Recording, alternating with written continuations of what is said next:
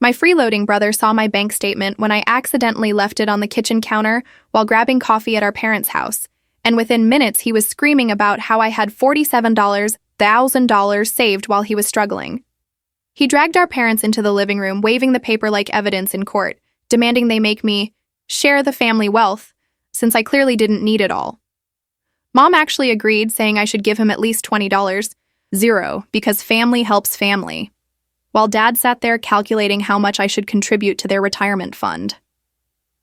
I watched Kevin's face flush with righteous indignation as he shook my private financial document in the air, his voice climbing octaves while he detailed every hardship he'd supposedly endured, while I hoarded money like a dragon.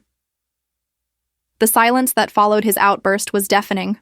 Our mother clutched her chest dramatically, already siding with her golden boy without hearing my side. Our father's calculator was already out, fingers flying across the buttons as he mumbled numbers under his breath.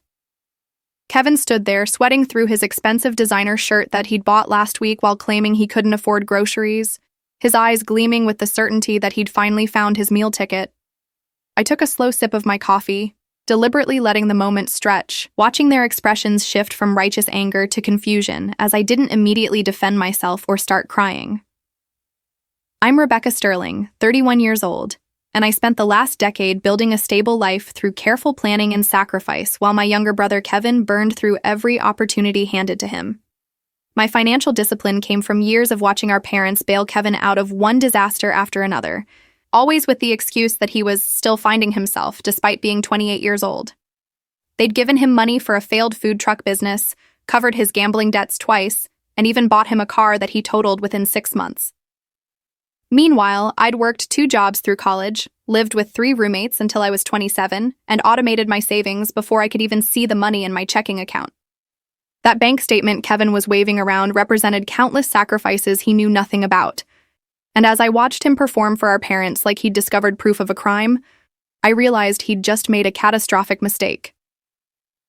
Because there was something my dear brother didn't know about that money, something that was about to make this conversation very interesting. Mom leaned forward on the couch, her face contorted with manufactured concern. "Rebecca, honey, we've been talking about this as a family, and we really think it would be best if you helped your brother get on his feet. He's having such a hard time right now." Her voice had that particular tone she used when she'd already made up her mind and was just going through the motions of pretending to consult me.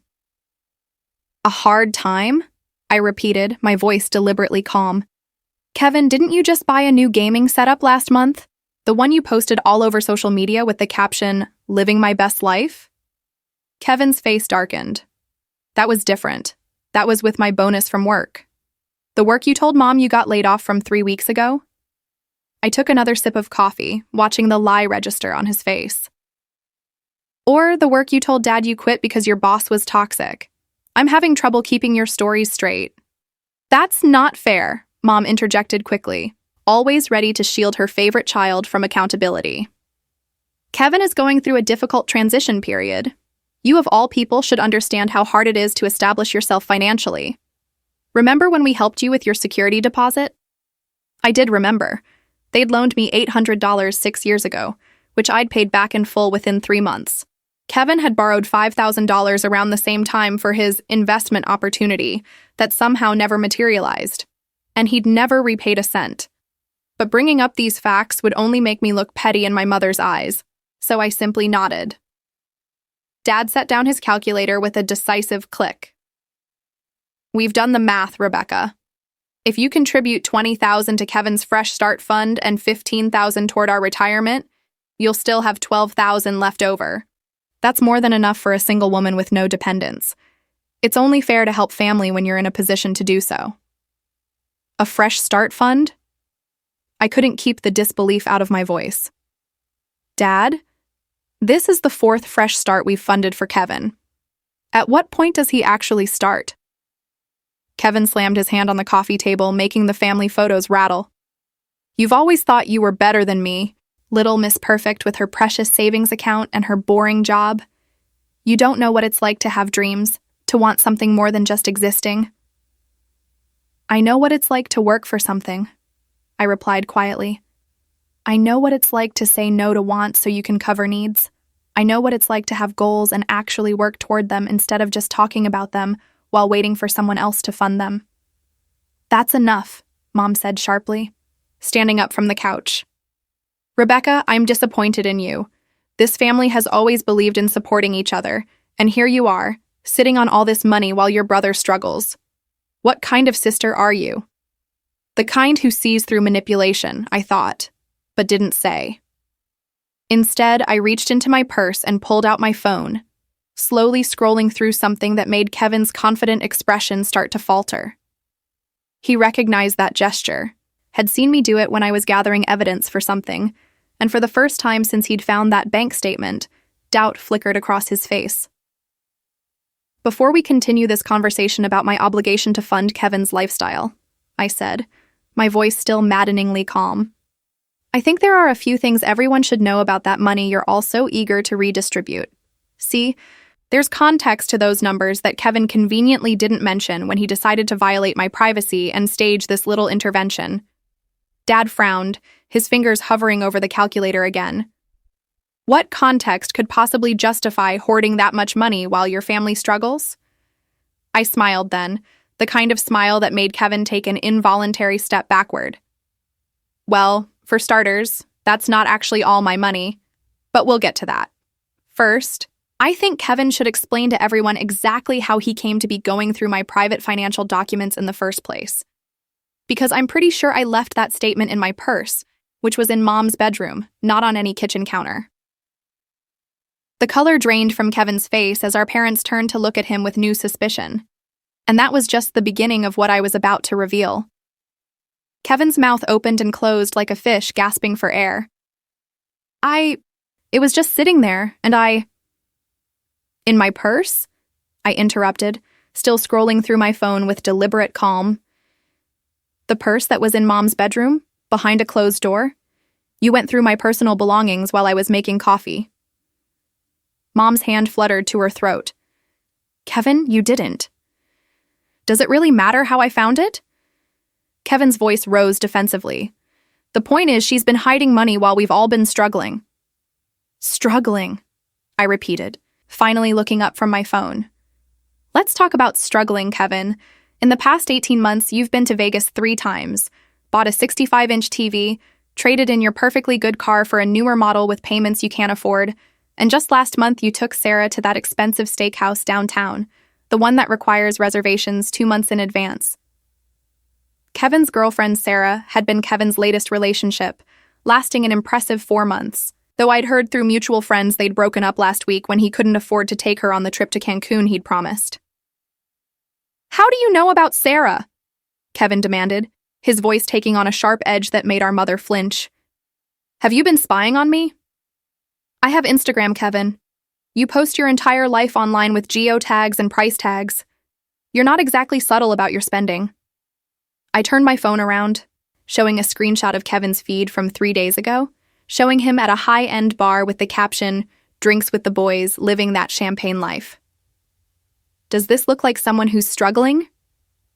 Dad's eyes narrowed as he looked at the photo. Kevin, you told us you couldn't afford your rent this month. That was that was just one night. Kevin's face flushed deeper red as he scrambled for an explanation. Besides, what about her? She's got $47,000 just sitting there. $23,000, I corrected calmly. $47,000 is the total balance of that account, but only $23,000 of it is actually mine. The room went silent. Dad's calculator clattered to the floor. Mom sank back onto the couch, her hand still at her throat. What do you mean only half is yours? Dad asked slowly, his accountant's brain already trying to work through the implications. I leaned back in my chair, crossing my legs and taking another sip of coffee. That account is a joint account I share with my boyfriend Marcus, has been for the past 2 years. We're saving for a house. His $24,000, my $23,000. We keep it in my name because his credit took a hit during his divorce, and we didn't want it to affect our mortgage application potential. Kevin's face went from red to white. You have a boyfriend? Since when? Since 2.5 years ago, Kevin. His name is Marcus Beaumont. He's a civil engineer. We met at a friend's wedding. I smiled sweetly. You'd know this if you ever asked me anything about my life instead of just assuming I'm some lonely spinster hoarding money in my sad little apartment. Mom looked genuinely hurt. You never told us you were seeing anyone seriously. I told you about Marcus dozens of times, Mom. I invited you both to meet him twice. You canceled the first time because Kevin needed help moving into his new apartment, and the second time because he needed a ride to pick up his car from the impound lot. I kept my voice level, factual. After a while, I stopped extending invitations you were never going to accept.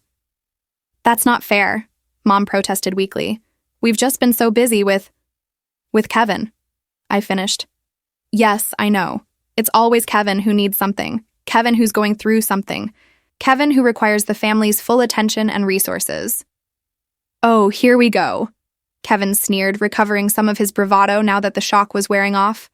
Poor Rebecca, always playing the victim. So you have a boyfriend? Big deal.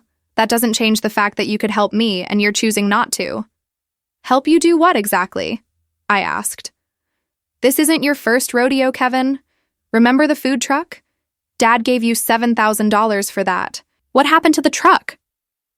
Kevin's jaw clenched. The location didn't work out. The city regulations were impossible. You never got the proper permits and parked illegally until the truck was impounded and eventually auctioned off for unpaid fees, I said. And before that, there was the online business that was going to make millions. How much did that cost? $12,000 between Mom and Dad's loan and Grandma's investment. That was a legitimate business opportunity, Kevin protested. The market crashed. You bought bulk inventory from an unlicensed supplier and ended up with a garage full of counterfeit goods you couldn't legally sell, I interrupted. Grandma cried for a week when she found out her $10,000 was gone. She thought she was investing in her grandson's future, not funding a scam you were too naive to recognize. Mom's face had gone pale. Rebecca, that's cruel. Your brother made mistakes, but he was trying to get rich quick without working for it, I finished. That's what Kevin always tries. Meanwhile, I've been working 50-hour weeks for the past decade, living below my means, and actually building something sustainable. But sure, I'm the bad guy for not handing over money I've earned to fund whatever Kevin's latest fantasy is. Dad cleared his throat uncomfortably. Rebecca, we're not saying you haven't worked hard. We're just saying that family takes and never gives back. I stood up, walking toward the mantel where family photos chronicled our shared history. Here's my high school graduation. Remember this, Dad? I won the academic scholarship that paid for 70% of my tuition. You and Mom contributed $5,000 toward my first year. Kevin's graduation is 3 years later. I picked up his photo. He barely passed. No scholarships. You paid $30,000 over 4 years for a degree he never finished because he found his passion in something new every semester. Education is expensive, Mom said defensively. We couldn't let him not go to college. No, but you could have set the same limits you set for me. I worked 2 jobs to cover what my scholarship didn't. Kevin worked part-time at a movie theater for 3 months before quitting because the hours were inconvenient. I set the photo down carefully. I'm not angry about the unequal treatment. I'm angry that you're expecting me to continue funding the inequality by making up for Kevin's refusal to support himself. Kevin jumped to his feet, his face contorted with rage. You've always been jealous of me. You can't stand that Mom and Dad actually love me, that I'm not some boring robot like you. Love, I repeated softly. Is that what you call enabling someone to fail over and over again? Is that what you call protecting someone from every consequence of their actions until they're 28 years old and still don't know how to function in the real world? That's enough, Mom's voice cracked across the room. Rebecca Ann Sterling, I will not have you speak about your brother this way in my house. Then I'll leave, I said simply, collecting my purse and checking to make sure my bank statement was back inside. But before I go, you should all know that Marcus and I are putting an offer on a house next month. We're getting married in the spring. You'll receive invitations, though I honestly don't expect you to come. Kevin will probably need help with something that same weekend. The words hung in the air like a bomb. Mom's eyes filled with tears. Dad looked genuinely stricken, and Kevin's expression shifted through multiple emotions before landing on calculation. Wait, Kevin said, his voice taking on a wheeling tone. Becca, come on. I'm sorry I looked through your stuff. I've been under a lot of pressure lately. Things with Sarah ended badly, and my landlord is threatening eviction, and you thought the solution was to steal from me. I finished. That's what this was, Kevin. You went through my private documents, found information you had no right to, and tried to manipulate our parents into forcing me to give you money that isn't mine to give. It was a joint account, Dad said slowly, his accountant's brain catching up. So technically, if you'd agreed to give Kevin money, you'd have been giving away Marcus's savings too, without his consent. Exactly, I confirmed, which is why this conversation was never going anywhere productive. Kevin didn't just violate my privacy. He tried to steal from a man he's never met, who's done nothing to him, whose money represents years of hard work and sacrifice. Kevin's face had gone ashen as the full implications sank in. I didn't know it was a joint account. No, you just assumed it was all mine and that you were entitled to it. I moved toward the door, my hand on the knob. Here's what's going to happen. I'm going to leave now. I'm going to go home to the man I love, and we're going to continue building our life together. You three can continue your cycle of enabling and entitlement without me. Rebecca, wait. Mom stood up, tears streaming down her face. Please, you're overreacting. We can talk about this like adults. We're not adults, I said, looking at Kevin. We're a 31-year-old woman and her 28-year-old baby brother who's never been held accountable for anything. The difference is I'm done pretending otherwise. As I opened the door, Kevin's voice stopped me one more time. You'll regret this, Becca. When you need family, when you need help, don't come crying to us. I turned back, my hand still on the doorknob, and smiled. It wasn't a kind smile. Kevin, I've been on my own since I was 18 years old. Every time I needed help, every time I had a crisis or a setback, I handled it alone because you always needed our parents more than I did. I learned a long time ago that I couldn't count on this family. The only difference now is I'm saying it out loud. I walked out into the cool evening air, leaving behind the shocked silence and wounded expressions. My phone buzzed in my pocket as I reached my car. A text from Marcus. How's dinner with the family? I smiled genuinely this time as I typed my response. I'll tell you all about it when I get home. Spoiler alert, we might not need to send those wedding invitations after all. But as I started my car and pulled out of my parents' driveway, I caught sight of Kevin's face in the living room window, illuminated by lamplight. He was on his phone, his expression dark and focused. Something about the intensity in his eyes made my satisfaction curdle into unease. I'd embarrassed him in front of our parents. I'd exposed his manipulations and his lies.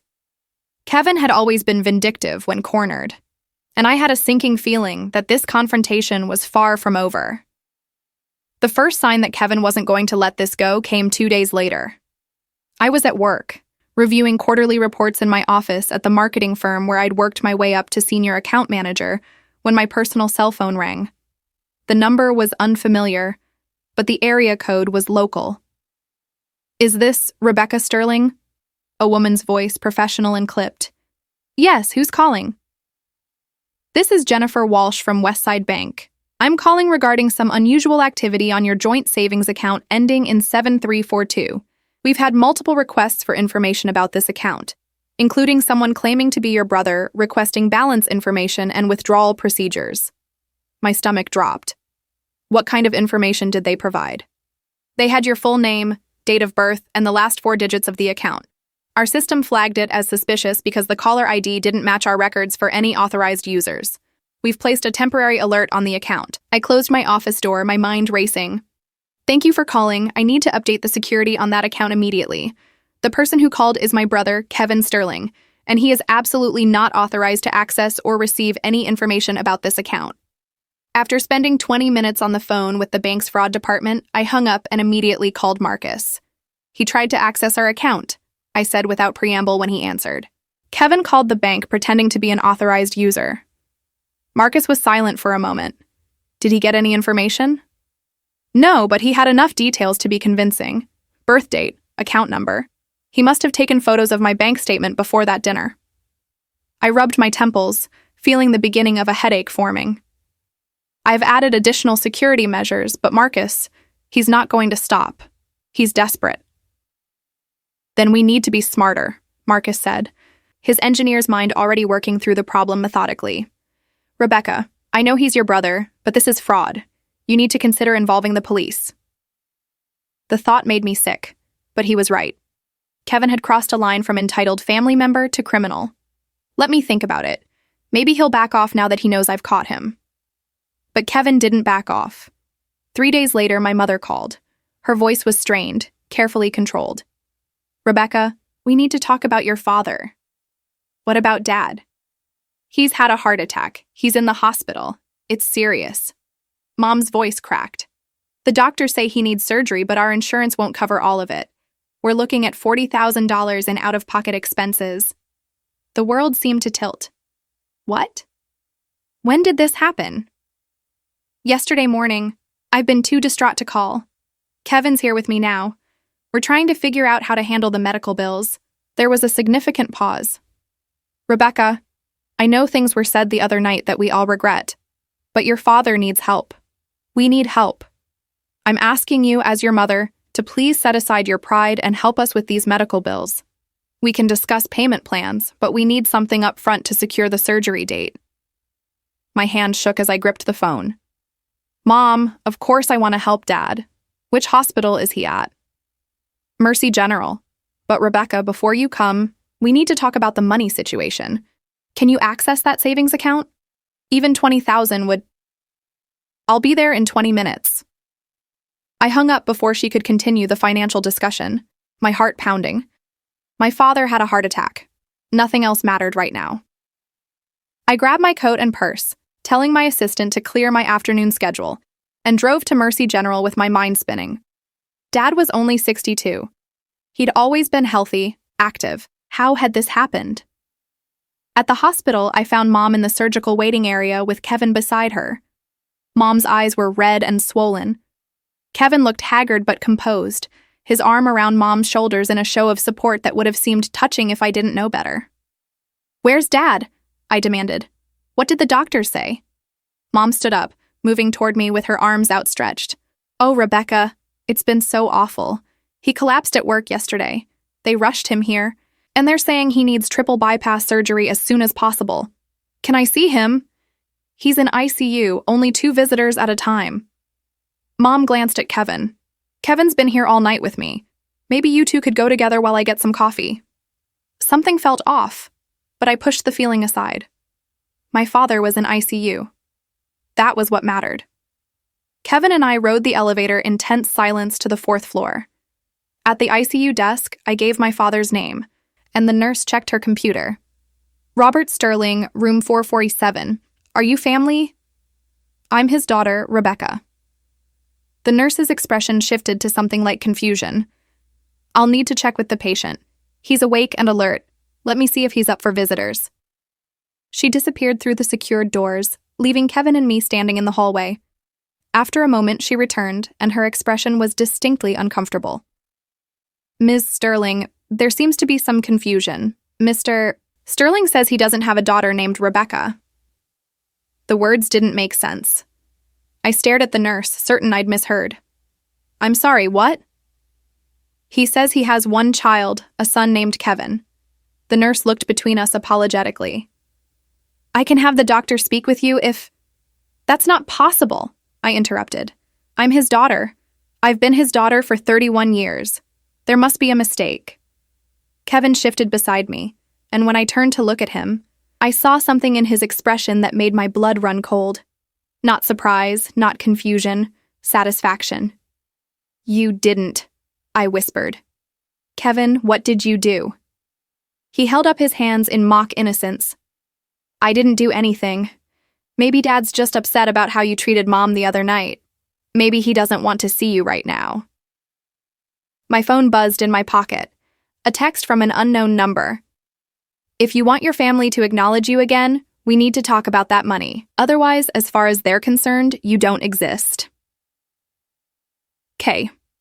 I looked from my phone to Kevin's smug face, understanding crashing over me like ice water. There's no heart attack, is there? Kevin's smile widened. Oh, there's a heart condition. Dad's been having chest pains for weeks. But the heart attack? The emergency surgery? The $40,000? He shrugged. Creative license. Mom's a nervous wreck about his health anyway. Wasn't hard to convince her things were worse than they are. You're lying to Mom about Dad's condition to extort money from me? My voice came out barely above a whisper. I'm helping you understand priorities, Kevin corrected. You made me look like an idiot in front of our parents. You humiliated me. Now you're going to pay $20,000 to make this go away, or I'll make sure Mom and Dad never speak to you again. I've already started. Dad thinks you've been poisoning Mom against him. Mom thinks you're jealous of our family bond. By the time I'm done, they'll be happy to cut you out completely. The nurse was watching our exchange with growing alarm. I'm going to call security, she said firmly. That won't be necessary, Kevin said smoothly. My sister was just leaving. She's a bit confused about our family situation. Isn't that right, Becca? I wanted to scream. I wanted to drag Kevin to Mom and expose his lies right there in the hospital. But I was shaking too hard to do anything but turn and walk back toward the elevator, my vision blurring with rage and shock. In my car, I sat gripping the steering wheel for 10 full minutes before I could trust myself to drive. Then I called Marcus. He's gaslighting our parents, I said when he answered. Kevin's convinced Dad to pretend I don't exist, and he's lying to Mom about Dad's medical condition to extort money from me. He texted me a threat. I have it in writing. Then we go to the police, Marcus said immediately. Rebecca, this isn't just family drama anymore. This is fraud, extortion, and emotional manipulation. Your brother needs to face legal consequences. If I go to the police, my relationship with my parents is over, I said, tears finally breaking through. Kevin will spin it that I'm vindictive, that I'm making false accusations to get back at him. Mom will believe him. She always believes him. And if you don't go to the police, he wins. He'll keep escalating until you either give him what he wants or lose your entire family anyway. Marcus's voice was gentle but firm. Baby, I know this is hard, but Kevin has backed you into a corner. The only way out is through. I knew he was right, but knowing and accepting were different things. As I drove home, my phone rang again. Mom's number. Rebecca, I don't know what happened at the hospital, but Kevin told me you made a scene and upset your father. The nurses had to give him sedatives. Mom's voice was cold in a way I'd never heard directed at me. I need you to stay away for a few days while we sort out his treatment. This stress isn't good for his heart. Mom, Dad doesn't have... I started, then stopped. She wouldn't believe me. Kevin had prepared the groundwork too well. Can I at least talk to Dad's doctor? Get a medical update directly? The family has decided that Kevin and I will handle his medical care. We don't need you confusing things with your questions. The line went dead. I sat in my driveway, staring at my phone, feeling the full weight of Kevin's manipulation. He'd managed in less than a week to poison my parents against me, attempt to access my financial accounts, and extort me with threats. And he'd done it all while playing the concerned son and brother. But Kevin had made one critical mistake. He'd put his threats in writing, and I was done playing defense. It was time to go on offense. Marcus was waiting for me when I got home, his laptop open on the kitchen table, surrounded by printed documents and sticky notes. He looked up as I entered, his expression a mixture of concern and determination. I've been thinking, he said without preamble. Kevin made a tactical error. He texted you his intentions. That's evidence of extortion. It's also my word against his, I countered, sinking into the chair across from him. He could claim it was a joke, that I'm misinterpreting sibling banter. Could he? Marcus turned his laptop toward me. Because I've been doing some research on your brother. Did you know he's been fired from his last 3 jobs? I blinked at the screen showing Kevin's LinkedIn profile, which listed him as currently seeking opportunities, but had a string of short-term positions with no explanation for the gaps. I knew he changed jobs a lot. I didn't know he was fired. Theft in one case, harassment in another, and fraud in the third.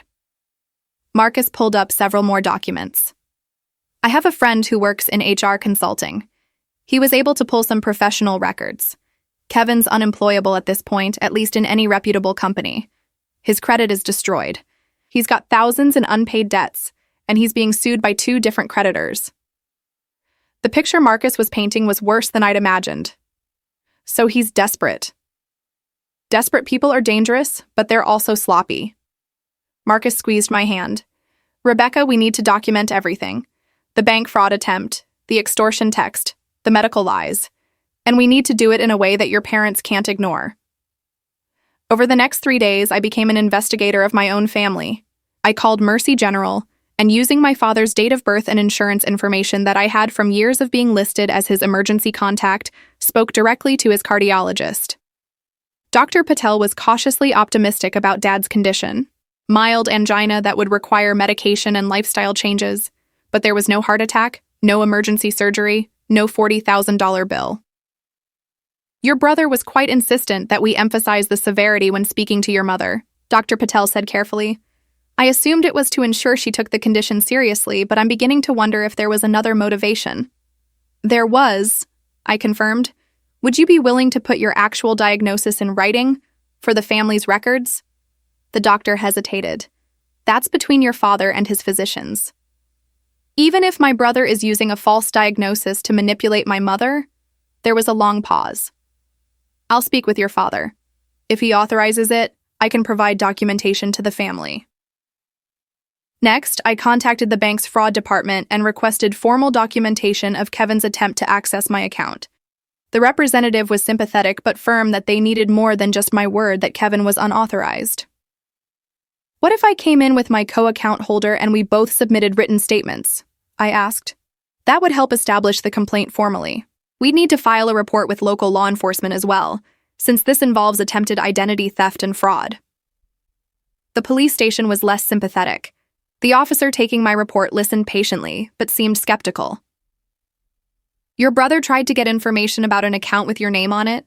That's technically not illegal if he didn't successfully access or withdraw funds. He posed as an authorized user to gain private financial information, I corrected, and he's now using that information to extort money from me.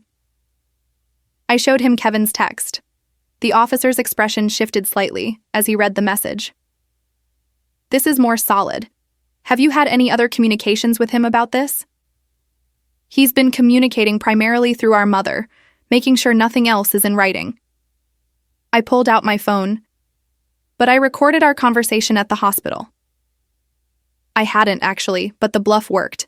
The officer sat up straighter. You recorded him admitting to extortion? He admitted to fabricating a medical emergency to manipulate our mother and extort money from me. It's all there. I held his gaze steadily, committing to the lie because I knew Kevin would repeat those words. Men like him always did. They couldn't resist bragging about their cleverness. The officer took down all the details and created a formal report.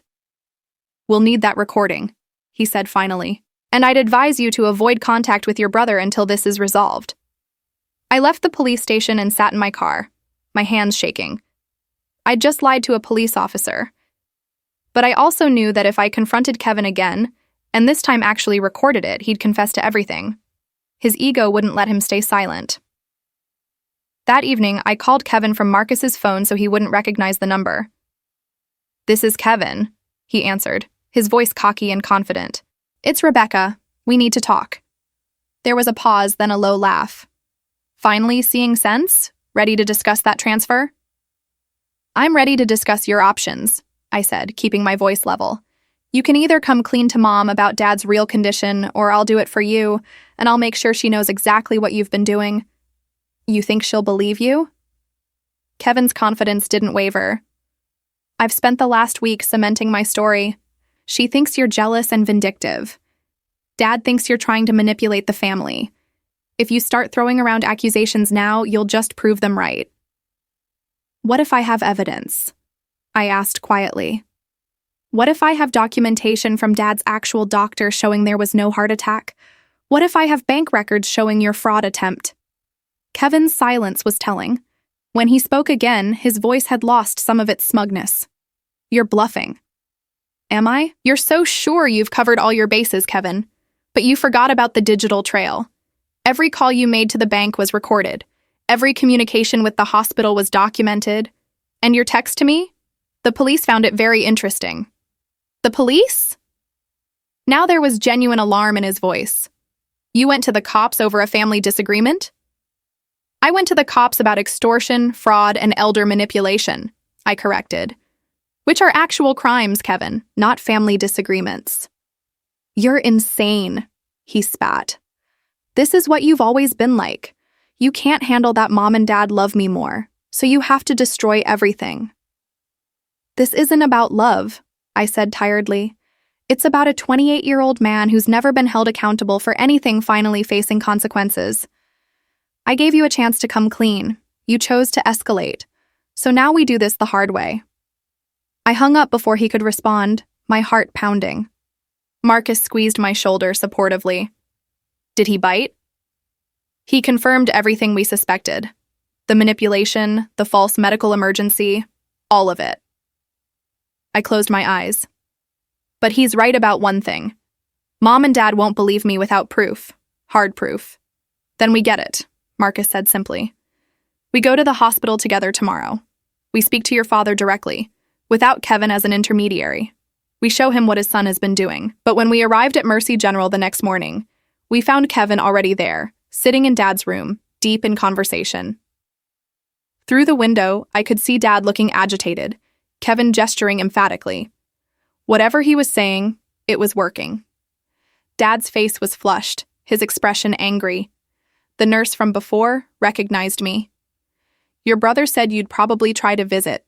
Your father has requested no visits from you until further notice.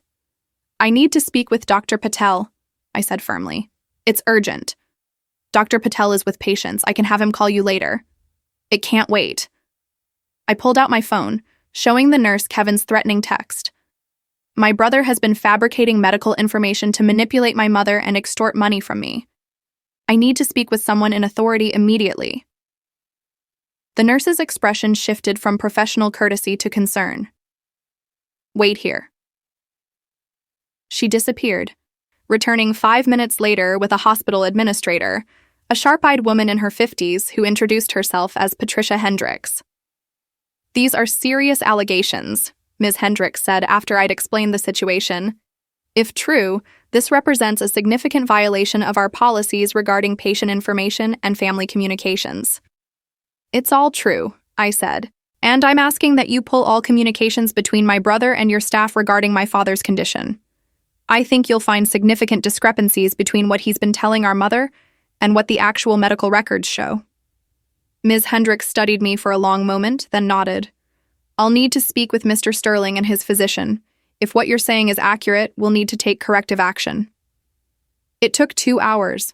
2 hours of sitting in the waiting room while Marcus held my hand, and Kevin presumably spun more lies in Dad's room. Finally, Ms. Hendricks emerged with Dr. Patel and a security officer. Ms. Sterling, I need you to come with me, she said, her expression grave. My stomach dropped. Had Kevin convinced them I was the problem? But as we walked past Dad's room, I saw Kevin being escorted out by the security officer, his face purple with rage. Let me go. I'm his son. You can't kick me out. Mr. Sterling Jr. has been asked to leave the premises, Ms. Hendricks explained as we entered a private conference room. After reviewing the communications records and speaking with both your father and Dr. Patel, we've determined that your brother has been deliberately misrepresenting your father's medical condition to multiple family members. Relief flooded through me, so intense I had to sit down. So Dad knows? Your father is very upset, Doctor, Patel said gently. He had no idea Kevin was telling your mother he'd had a heart attack. He's been aware of his angina diagnosis, but following treatment protocols. The idea of an emergency surgery was entirely Kevin's fabrication. Can I see him? I asked. Ms. Hendricks exchanged glances with Dr. Patel. He's asked to speak with you, yes. But Ms. Sterling, you should know that your father is processing some difficult truths about his son. He may not be in the most receptive state of mind. When I entered Dad's room, he was sitting up in bed, looking older and more fragile than I'd ever seen him. His eyes were red-rimmed, his face drawn. Becca, he said, his voice rough. I'm so sorry. Those 3 words broke something in me. I moved to his bedside, and he took my hand in his, His grip was weak but steady. Kevin told me you'd been saying terrible things about him to your mother, Dad continued. He said you were jealous of our relationship, that you were trying to drive a wedge in the family. I believed him because I wanted to believe that my son wouldn't lie about something so serious. Dad, let me finish. He squeezed my hand gently. The doctor just explained what Kevin's been doing. The lies about my condition, the fake emergency surgery, the money, all of it. And I realized that every excuse I've made for him, every time I've bailed him out or dismissed your concerns, I was enabling him to become this person. Someone who would use his father's illness to extort his sister. Tears streamed down my face. I didn't want to be right about him. I know. Dad's voice cracked. I know, and I'm sorry it took this for me to see it. Your mother needs to know. She needs to hear it from me, from the doctor. She needs to understand what Kevin's really been doing. But when we called Mom and asked her to come to the hospital, Kevin got to her first. Kevin was waiting in the hospital lobby when Mom arrived, his face a careful mask of concern and wounded innocence.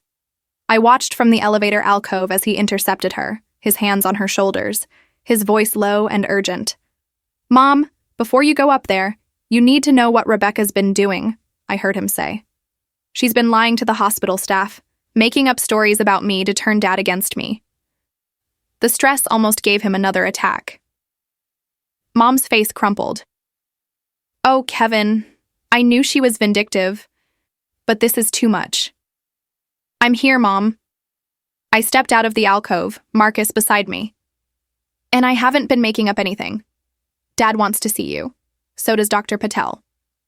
Kevin's eyes flashed with rage when he saw me, but he quickly smoothed his expression. See? She's stalking me now. This is exactly what I told you about. Mrs. Sterling, Marcus said calmly, your husband has asked to speak with you about your son's behavior over the past week. I think you should hear what he has to say before you make any judgments. Mom looked between us, uncertainty flickering across her face. Kevin said Robert didn't want to see Rebecca. Kevin lied, I said flatly. He's been lying about everything. Dad's condition, the emergency surgery, all of it. Dad never had a heart attack, Mom. Kevin invented it to extort money from me. That's ridiculous, Kevin scoffed. Mom, she's obviously jealous that I've been here for Dad while she was off with her boyfriend. Mr. Sterling Jr. Patricia Hendricks emerged from the elevator with hospital security. I told you that you're not welcome on this floor. You need to leave immediately or I'll have you arrested for trespassing. Kevin's face flushed dark red. You can't throw me out. My father is a patient here. Your father has specifically requested that you not be allowed in his room, Ms. Hendricks replied coolly. And given the circumstances of your misrepresentation of his medical information, we're within our rights to restrict your access. Mom grabbed Kevin's arm. What is she talking about? Kevin, what did you do? Nothing, I didn't do anything. Kevin's voice rose to a shout. This is Rebecca's doing. She's been poisoning everyone against me because I caught her hoarding money while the family struggles. Kevin Sterling. Dad's voice rang out from down the hall. He'd gotten out of bed despite Dr. Patel's protests and was standing in his doorway in a hospital gown, an IV pole in one hand. He looked furious. Get out of this hospital before I call the police myself. Mom gasped. Robert, you should be in bed. I'll get back in bed after I deal with my son, Dad said, his voice like steel. Eleanor, come with me. There are some things you need to hear from my doctor. The security officer escorted Kevin toward the exit while he shouted protests and accusations over his shoulder. Mom followed Dad back to his room, shooting me a look of such profound confusion that I almost felt sorry for her. Almost. In Dad's room, Dr. Patel laid out the truth methodically. The actual diagnosis of mild angina, the appropriate treatment plan, the complete absence of any heart attack or emergency surgery. And most damningly, the recorded conversations where Kevin had explicitly asked hospital staff to emphasize the severity when speaking to his mother. Mom's face went through a series of transformations: shock, denial, understanding, and finally, devastation. He told me you might die, she whispered to Dad. He said we needed $40,000 immediately, or they wouldn't operate. "There's no operation scheduled, Mrs. Sterling," Dr. Patel said gently. "Your husband is being treated with medication and lifestyle modifications. He'll need regular checkups, but his prognosis is good." "And Rebecca?" Mom turned to me, her eyes swimming with tears. "Did Kevin really try to steal from you?" I pulled out my phone and showed her the bank's documentation of Kevin's fraud attempt, followed by his threatening text. "He went through my purse while I was making coffee at your house. He found my bank statement, discovered how much Marcus and I have saved, and decided he was entitled to it. When I said no, he tried to access my account illegally. When that didn't work, he invented Dad's emergency to extort the money from me." Mom sat down heavily in the visitor's chair, her hand over her mouth. "My baby boy," she whispered. "What have we done to him?" "You enabled him," I said, not unkindly. "You made excuses for him, bailed him out of every consequence, and taught him that other people would always fix his problems. You didn't do it to be cruel. You did it because you loved him and wanted to protect him." "And we created a monster," Dad finished, his voice hollow. "A son who would use his father's illness to steal from his sister." We sat in silence for a long moment. Then Mom spoke, her voice barely audible. "What do we do now?" "That depends," I said carefully. "Kevin has committed several crimes. Fraud, attempted identity theft, extortion. I've already filed a police report. What happens next is partly up to you." "You want us to press charges against our own son?" Mom looked stricken. "I want you to stop protecting him from consequences," I corrected. "Kevin is 28 years old and he's never been held accountable for his actions. Every time he does something wrong, someone bails him out. Me reporting him to the police isn't me being vindictive. It's me setting a boundary that should have been set years ago." Dad cleared his throat. "She's right, Eleanor. We've been enabling Kevin's worst behavior since he was a teenager. Remember when he stole from your purse and we made excuses about him borrowing money? Or when he wrecked that car and we bought him another one because he needed transportation for work? We taught him that nothing he did would have lasting consequences." "But he's our son," Mom protested weakly. "And Rebecca is our daughter," Dad said firmly. "A daughter we've neglected and dismissed while we poured all our energy into covering for Kevin. When did we last ask about Rebecca's life? When did we last celebrate her achievements instead of treating them as the expected baseline while praising Kevin for bare minimum effort?" Mom's tears fell harder. "I didn't realize." "I know," I said, squeezing her hand. "And I'm not angry about the past. But I need you to understand that moving forward, I can't be part of a family that prioritizes Kevin's comfort over my safety. He tried to steal from me. He threatened me. He lied to you about Dad's health. These aren't minor issues or family disagreements. These are crimes." The hospital room fell silent, except for Mom's quiet crying. Finally, she looked up, her expression resolved. "What do you need from us?" "The truth," I said simply. "When the police investigate, tell them everything Kevin told you about Dad's condition. Give them access to communications with him. Don't cover for him anymore." "And after?" Dad asked. "After the legal issues are resolved?" I took a deep breath. "That depends on whether Kevin gets help, real help, not just anger management classes to satisfy a court requirement. He needs therapy. He needs to understand why he feels entitled to other people's money and effort. He needs to take responsibility for his choices." "And if he doesn't?" Mom asked. "Then he's not welcome in my life," I said firmly, "and I need you both to respect that boundary. I'm getting married in 6 months. I'm building a life with Marcus. I will not allow Kevin to sabotage that or manipulate his way back into a position where he can hurt me again." Dad nodded slowly. "That's fair, more than fair, considering everything." We talked for another hour, working through years of family dysfunction and misplaced priorities. Mom admitted she'd known on some level that Kevin was manipulative, but she'd convinced herself it was normal sibling rivalry.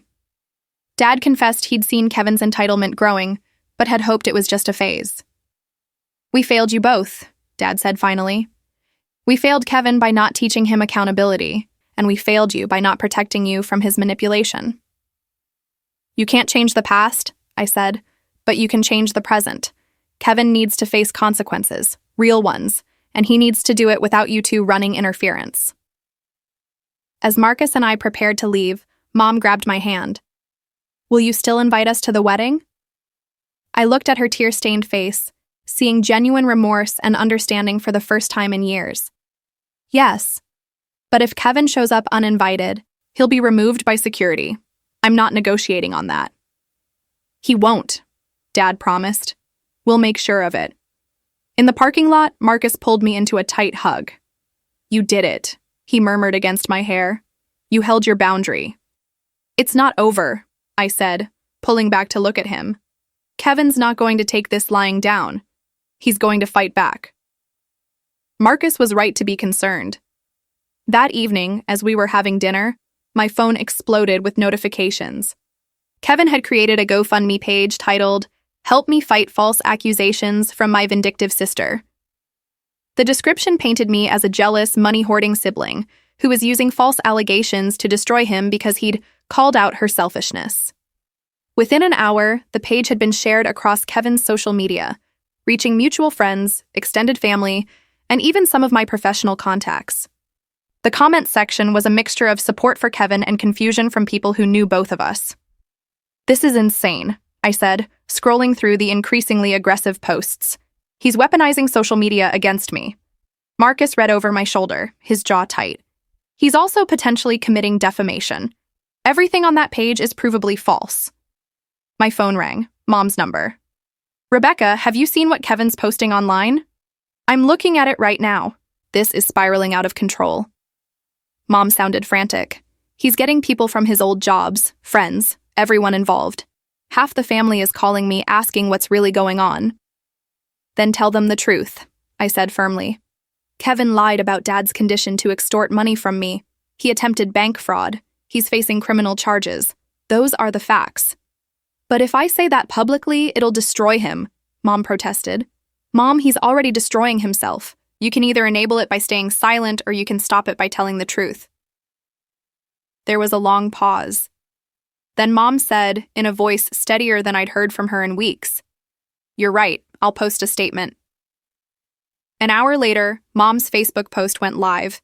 It was straightforward, factual, and devastating to Kevin's narrative. I need to correct some misinformation that's being spread.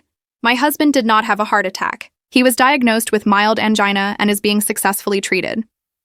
Kevin misrepresented his father's condition to multiple people, including me, in an attempt to obtain money under false pretenses. We are heartbroken to say this, but our son needs professional help that we can no longer enable him to avoid. We support Rebecca fully and ask that everyone respect our family's privacy during this difficult time. The response was immediate and overwhelming. Kevin's GoFundMe was reported and taken down within 2 hours. Extended family members began reaching out to me with apologies and support, and Kevin's social media presence went eerily silent. For 3 days, there was no word from him. Then, Detective Sarah Chen from the Fraud Division called. "Ms. Sterling, we need to speak with you about your brother. He's missing." Kevin turned himself in 4 days after vanishing from social media and his apartment.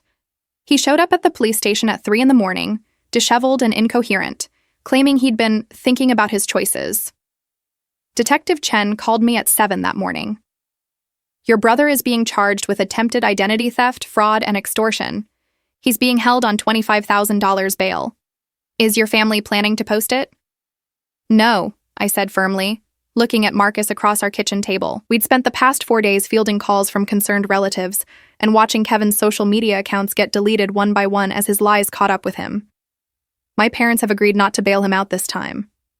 "Good," Chen said bluntly, "because he tried to implicate you in a scheme to defraud your parents when we first brought him in, claimed you'd stolen from the family and he was trying to recover the money." My stomach turned. Did anyone believe him? "We have your bank records, hospital documentation, and witness statements from multiple hospital employees, plus his text messages to you. He didn't have a leg to stand on, but he tried." Chen paused. "Ms. Sterling, I've been doing this job for 15 years. Your brother is a textbook case of someone who's never been held accountable. He genuinely believes he's the victim here." "I know," I said quietly. The court proceedings took 3 months. Kevin pleaded not guilty initially, maintaining that I'd misunderstood his intentions and that he was only trying to help the family. His public defender was clearly frustrated with him as a client, especially when Kevin insisted on testifying despite being advised against it. On the stand, Kevin dug his own grave deeper with every word. He claimed he had a right to know about my finances as family. He insisted his attempts to access my bank account were just getting information to help Mom. He even had the audacity to say that his text threatening me was taken out of context. The prosecutor had a field day. She played the recording from the bank, showing Kevin explicitly pretending to be an authorized account user. She presented the hospital's documentation of his deliberate misrepresentation of Dad's condition. And most damning, she showed the jury the progression of Kevin's social media posts, where he'd gone from victimhood to aggression to outright threats in the span of 48 hours. This isn't a family misunderstanding, the prosecutor argued in her closing statement. This is a calculated, systematic attempt to steal from his sister, manipulate his parents, and commit fraud against financial institutions. Kevin Sterling has shown no remorse, no understanding of the harm he's caused, and no intention of changing his behavior. The jury deliberated for 6 hours. They found Kevin guilty on all charges. At sentencing, Mom and Dad sat in the courtroom, their faces gray and drawn. Mom had lost 15 pounds and aged what looked like 10 years. Dad held her hand tightly as the judge reviewed Kevin's criminal history, which included the fraud and theft charges from his previous employers that Marcus had uncovered. "Mr. Sterling," the judge said, looking at Kevin over her glasses, "you have shown a pattern of entitlement and manipulation that began in your professional life and extended into your family relationships. You have used your parents' love and your sister's compassion as weapons to further your own interests. You have committed fraud, attempted identity theft, and extortion. The court sentences you to 3 years in state prison, followed by 5 years of supervised probation." Kevin's face went white. His public defender put a hand on his shoulder as he swayed in his seat. Behind him, Mom let out a small sound of distress that Dad quickly muffled by pulling her against his chest. "Additionally," the judge continued, "you are ordered to complete a comprehensive psychological evaluation and comply with any recommended treatment. You are forbidden from contacting your sister, Rebecca Sterling, directly or indirectly for the duration of your sentence and probation period. Any violation will result in additional charges." As they led Kevin away in handcuffs, he turned to look at our parents. "Mom, Dad, please, don't let them do this to me." Dad stood, his hand still clasped with Mom's, and said clearly, "You did this to yourself, son." Kevin's expression crumbled, and for the first time since this all began, I saw genuine emotion that wasn't anger or entitlement. It was fear, and finally, understanding that the safety net was gone. Outside the courthouse, reporters waited. Kevin's case had gained local media attention as an example of family financial fraud. I'd prepared a brief statement with Marcus's help. "My family and I are relieved that this ordeal is over. We hope my brother uses this time to get the help he needs to understand why he felt entitled to hurt the people who loved him. We ask for privacy as we heal from this." A reporter called out, "Do you feel justice was served?" I paused, considering. I feel like accountability was finally served.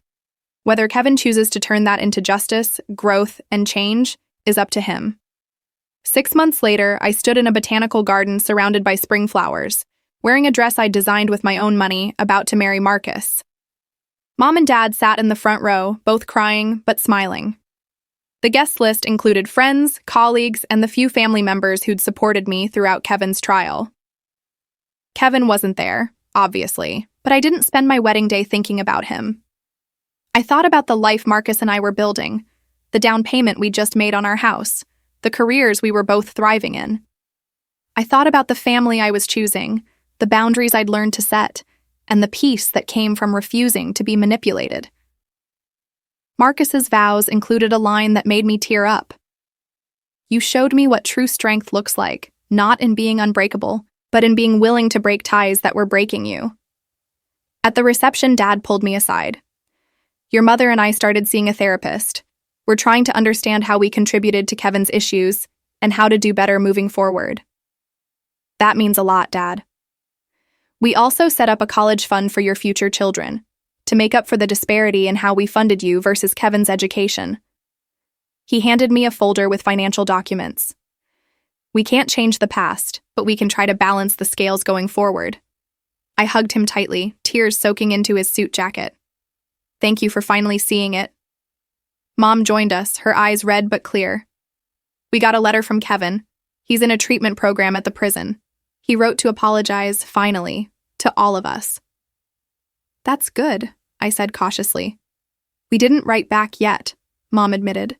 Our therapist said we need to set our own boundaries with him, not just accept whatever relationship he offers. So we're taking our time deciding what we're comfortable with. I'm proud of you, Mom. She smiled shakily. We're learning. Slowly, but we're learning.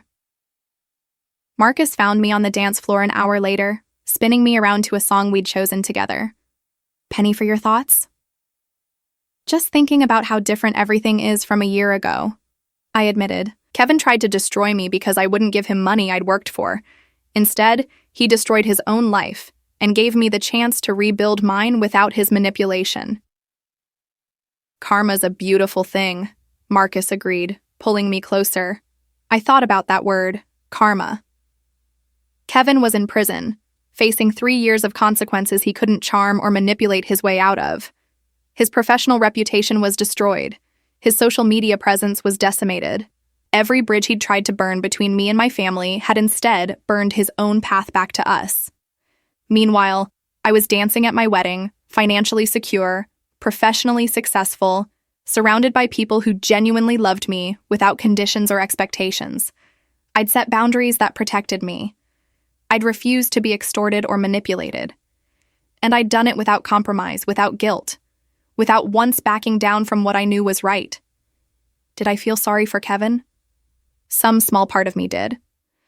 The brother I'd grown up with, who'd once protected me on the playground, was buried under years of enablement and entitlement. Maybe the treatment program would help him find that person again. But that wasn't my responsibility anymore. I'd spent too many years trying to manage my parents' enabling and Kevin's manipulation. I'd sacrificed my own peace trying to help someone who didn't want to be helped, who only wanted to be subsidized. Not anymore. As Marcus dipped me dramatically, making me laugh, I caught sight of my parents watching us with matching expressions of joy mixed with regret. They were learning, slowly, what real love and support looked like versus codependent enabling. They were facing the consequences of their own choices too, just as Kevin was facing his. The difference was that my parents were choosing to grow from it. Kevin, according to Mom's latest update from his therapist, was still cycling between blame and victimhood, unable to fully accept responsibility for his actions. Maybe he'd get there eventually. Maybe prison and therapy would finally break through his sense of entitlement. Maybe one day he'd write a sincere apology that didn't include justifications or excuses. Or maybe he wouldn't. Maybe Kevin would spend his life bitter and angry, convinced that I'd stolen his family by refusing to let him steal from me. Either way, it was no longer my problem to solve. Marcus whispered in my ear, "What are you smiling about?" Just thinking about justice, I admitted. Real justice. Not revenge, not punishment, just natural consequences finally catching up. To natural consequences, Marcus toasted with his champagne glass, making me laugh. As the evening wore on and the celebration continued, I realized that Kevin's attempt to destroy me over $47,000 had cost him everything. His freedom, his family relationships, his reputation, his future prospects. All because he believed he was entitled to something that wasn't his, simply by virtue of being family. I'd offered him help, boundaries, even warned him of consequences. He'd chosen escalation at every turn, confident that his parents would protect him as they always had, that I'd eventually cave to family pressure. Instead, he'd forced everyone to finally see him clearly. And what they saw was a 28-year-old man who'd never grown up, who'd never learned that actions have consequences, who'd been enabled into incompetence and entitlement. The saddest part? All Kevin had to do was respect my no. That's it. Just accept that my money was mine to manage, that my savings were off limits, that family doesn't mean unlimited access to each other's resources. But respect and boundaries were foreign concepts to someone who'd never been required to develop them. So now he had 3 years in prison to learn them. And I had the rest of my life to enjoy the peace that comes from standing firm in my boundaries, from choosing myself when family demanded I sacrifice myself, from building a life based on my own hard work, rather than enabling someone else's dysfunction. As Marcus and I cut our cake to applause and cheers, as my parents beamed at us with genuine joy as friends toasted our future, I felt something I hadn't felt in years when dealing with my family: complete, uncomplicated happiness. Kevin had tried to make me pay for his mistakes. Instead, he'd paid for them himself. Fully, completely, without anyone to bail him out. And that, I thought as Marcus fed me a bite of cake and kissed away the frosting, was the best wedding gift I could have asked for. Not revenge, not his suffering. Just the simple peace of knowing that justice existed, that consequences were real, and that choosing to protect myself wasn't selfish. It was survival. 3 years from now, when Kevin completed his sentence, he'd emerge to a world where I'd be established in my home with Marcus, possibly with children of our own. My career would have advanced, my marriage would have deepened, my relationships with my parents would have healed and strengthened, and Kevin would have to build his life from nothing, without enablers, without shortcuts, without anyone to manipulate or extort. Maybe that would finally teach him what I'd learned the hard way, that the only person responsible for your life is you. That family means love and support, not unlimited funding and tolerance for abuse. That respect is earned, not demanded. Or maybe it wouldn't teach him anything, and he'd remain bitter and entitled until his dying day. Either way, he'd learned one lesson for certain. I was done being his cash machine, his scapegoat, and his victim. And that lesson cost him everything he'd tried to steal from me: perfect justice.